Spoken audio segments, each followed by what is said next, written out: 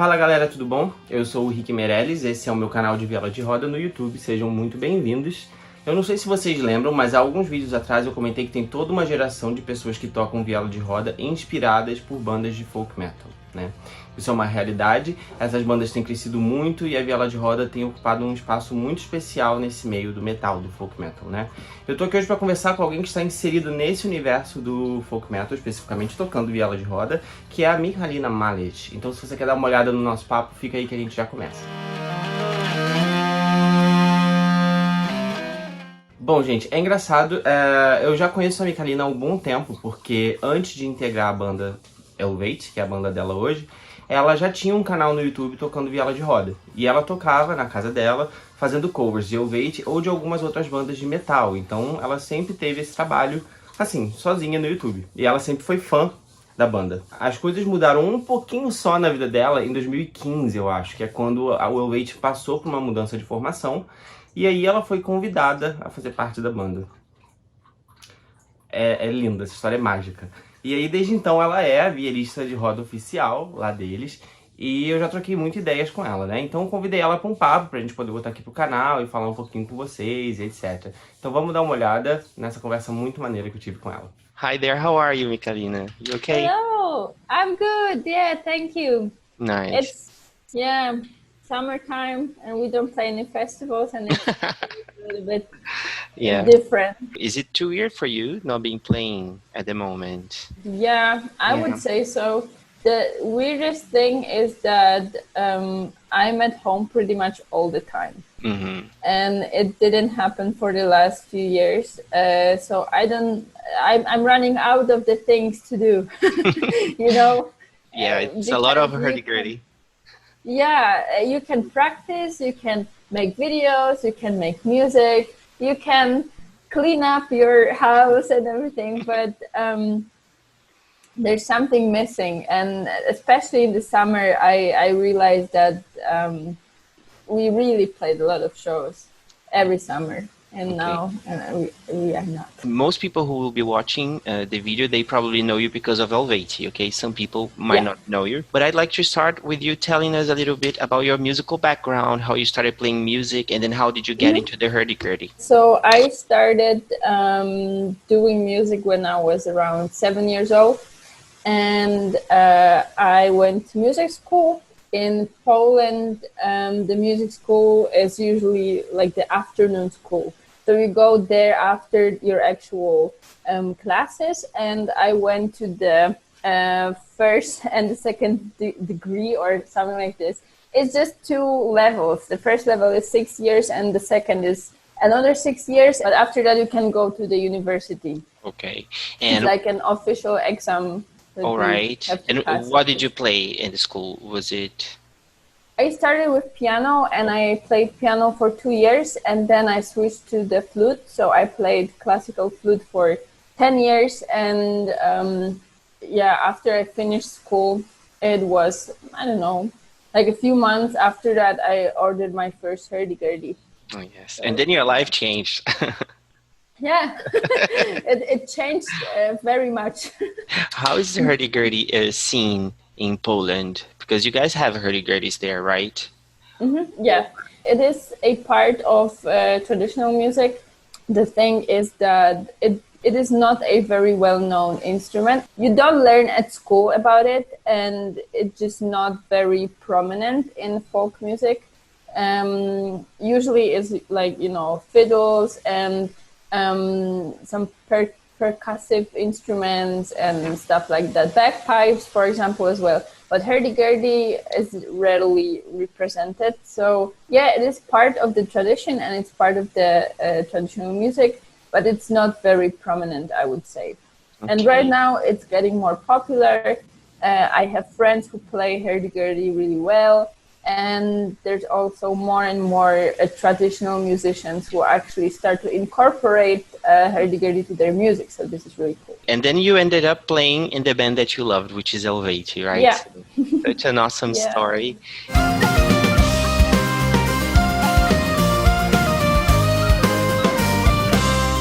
Do you still have to pinch yourself sometimes and go, oh my God, this is really happening still? Or are you more used to it right now? I would say I'm more used to the fact that I'm in the band, but I'm still kind of amazed at the whole story, and I still cannot believe it at times. Because when you do it for some years, it kind of becomes the new normal for you, right?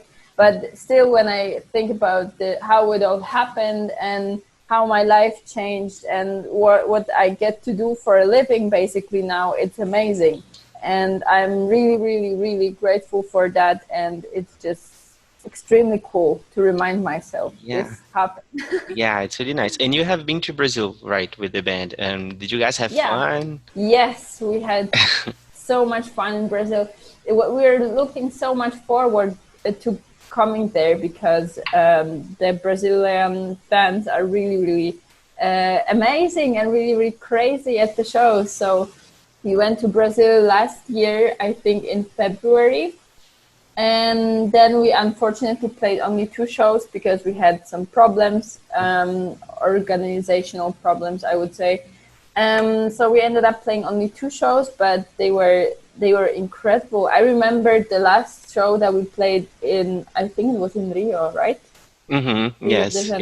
Yeah, so we had, we just basically rented this smaller venue by ourselves and made the show happen. And it was totally packed. It was just insane. The temperature inside the building and the humidity, it was just killer. But the show was great. So that was super amazing. And we also got to do like a meeting with fans because we have an amazing fan club, official Eluveitie fan club in Brazil. Yeah. So they helped us a lot in the difficult situation that we were in when we came to Brazil.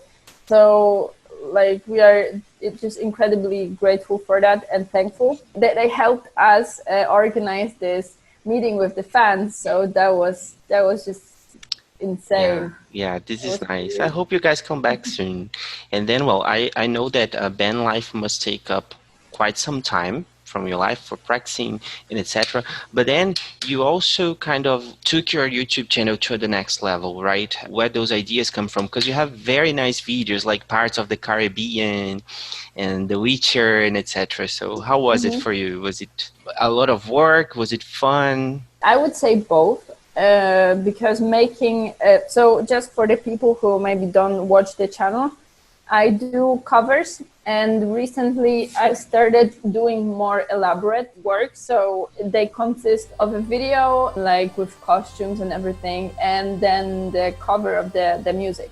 It takes such a long time to create such a video that it's partly fun, but you can get tired of it because if you, for example, with Pirates of the Caribbean, we did the whole orchestration by ourselves. It was, I think, the first time we did the whole thing with the bow SD instruments and stuff like this. Then we did the video, and it also took some time to edit. And before everything came together, it was, I believe, like 2 months of work. Wow.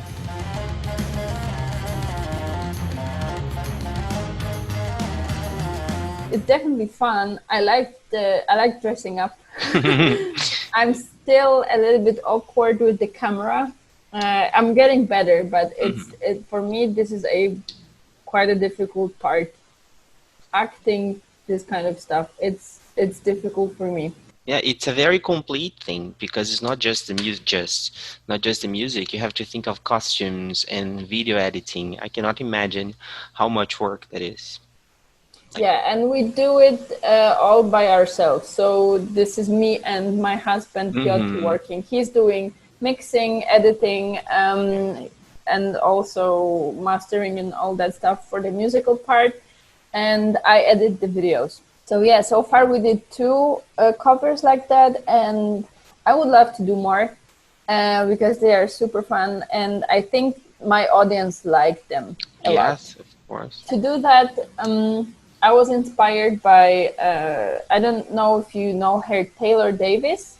She's a violin player. She did thousands of covers like that, and also the early work of Lindsay Stirling. Yeah. I think she was doing a great job with that. And it's such a cool thing that you can play this amazing music on your instrument and then make it a little bit your own. This is super cool, I think. Yeah, and it shows some flexibility because you come from the folk metal scene, and then you get to explore different sounds in different universes. This is really cool. Yeah. And that leads me to my next question, actually, because besides having your YouTube channel with covers and those metal riffs that you also cover on the hurdy-gurdy and the cinematic music, you also set up a store for instruments, Yeah. right? For folk instruments. Yes. This is just like, you work a lot. And then how did this idea come about? I'm doing this all together with my husband. It would not be possible for me to do everything alone. So I'm just super lucky that we kind of have the same passion, and he's a musician as well. And he really likes the hurdy-gurdy. He actually wrote his bachelor thesis about it, I think, about the woods you use in luthier and stuff like that. So that was really cool. And we had this idea for the store when he kind of graduated, and then he tried to figure out what he wants to do after school. So we had some contacts in this kind of business. We knew some luthiers and stuff like that. On the other hand, I was always getting a lot of questions from the people who watch my videos. Where do I get the hurdy-gurdy? Where can I buy it? What do I have to do to get one? And how much is it? And that's the worst question, because it actually costs a lot. Yeah. And then you have to wait a lot. You wait a long time. So it's difficult to get that instrument. Yet so many people are interested and they would like to try it, but it's just impossible to try it.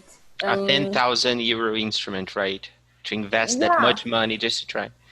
If you don't have any friends that already own a hurdy-gurdy, it's not really possible to try it out. You can't just buy a 200 hurdy and then be like, okay, I like it. I want a bigger one, or I don't like it, whatever. So that was it. And I was like, maybe we should actually try to figure out something for these people. And that's how we started with the idea that we want to build hurdy-gurdys. And it was a long process before we had the prototype. And then we also had some friends that were doing other instruments like bagpipes. So that was really cool. And we were like, can you build like 5 sets of bagpipes for us so we can sell it on the internet? And that's how it started. It actually started 1.5 years ago. And the response that we had about our instruments, and also the interest that we are having, the waiting list for our hurdies is insane now. It's more than 2 years. But just a disclaimer, this is nothing unusual because people are actually getting a little bit upset that you have to wait so long, but it just takes so much time, and there's so many people that would like to try it out. This is like normal. Yeah. It's nothing unusual. You can have a waiting list up to 5 years. And yeah, this is true. What can you do? Yeah, welcome to the hurdy-gurdy world. That's why. Yeah, this instrument is really unique in so many ways, like how you acquire it, how you play it, how there's no teachers in your area possibly, and you will have to figure it out yourself. Yeah, it's complicated, but it's really, really beautiful. And yeah, it's I understand the hype. Yeah, and it's kind of a revolution actually for the community, because to have like more accessible prices in terms of acquiring instruments, and the new model as well. I followed the whole thing when you guys presented the upload model. It was like in a couple of hours it was sold out. It was just a time for me to see the post and say, oh my god, this is really good. I really like the sound and the design.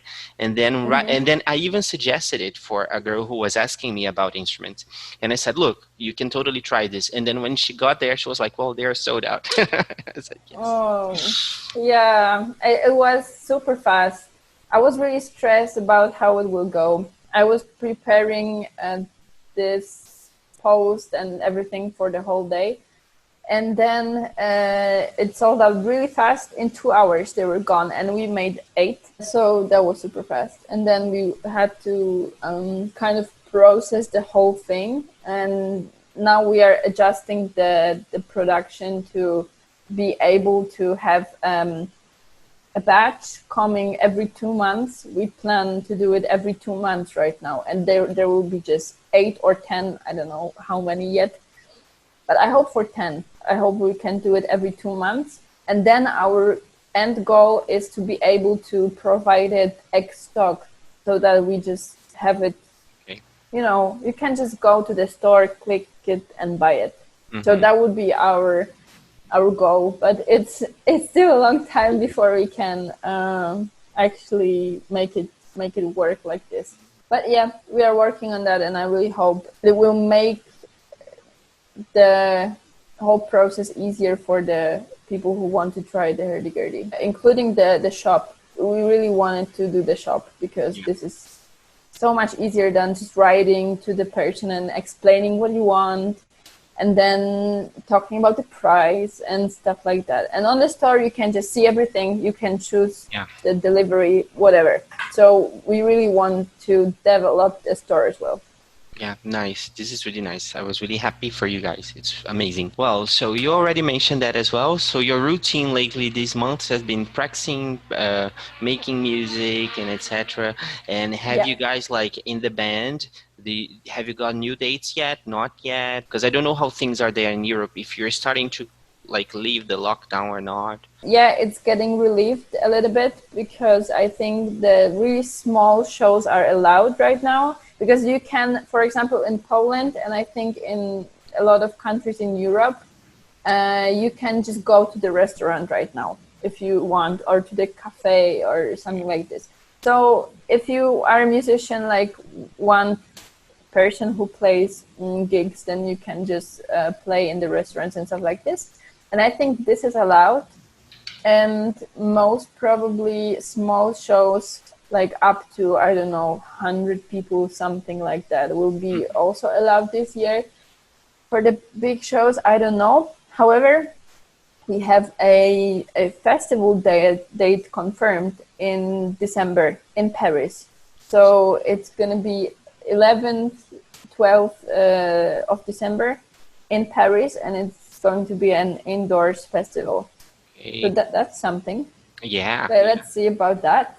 Yeah. I think that was it. I wanted to cover those topics. It's really nice talking to you. Haven't seen you in a while, right? And thank you so much. Thank you so much for being here, because, well, I know people will be interested, and you have many fans in Brazil, me included, so that's cool. Oh, thank you so much. Yeah, of course. It was when you wrote me that you want to do this video for the channel, I was like, yeah, let's do it. Awesome. Congrats on the channel, by the way. I think this is really, really important that the knowledge about the hurdy-gurdy is accessible in different languages in different parts of the world. I think this is really important. Yeah. So yeah, congrats, great job, and I'm really happy to see that you have this channel going. How is your project, by the way? Wings and Horns. I'm writing some new tunes, right? I'm still writing because, well, it takes time. Sometimes I can write tunes in half an hour, and sometimes it takes like weeks or months. So it's a very slow process, and I cannot record. I cannot go anywhere. So I'm just playing, practicing, writing. But that's it. Well, I don't know when I'm going to record it. I don't know if this year still will be possible for Brazil. Okay. But something will come up soon. Well, Michalina, thank you so much, for the chat, and all the best to your channel and the band and everything. I'll just keep an eye out for new releases, and congrats on the store as well. Thank you. Thank you so much.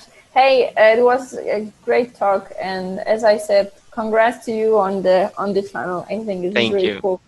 Thank you. See you soon. Yeah, see you soon. Take care. Bye bye. See you. Bom, gente, então é isso. Como vocês podem ver, Michalina Malisz é uma pessoa muito, muito, muito fofa, né? Muito acessível. Isso é muito bacana, isso é uma coisa que eu acho muito especial na comunidade de viela de roda. Todo mundo é muito acessível e aberto a conversar, a trocar ideia e etc. Espero que vocês tenham gostado desse vídeo, então, por favor, não deixe de curtir, compartilhar, comentar aqui alguma coisa, e eu vejo vocês semana que vem. Valeu!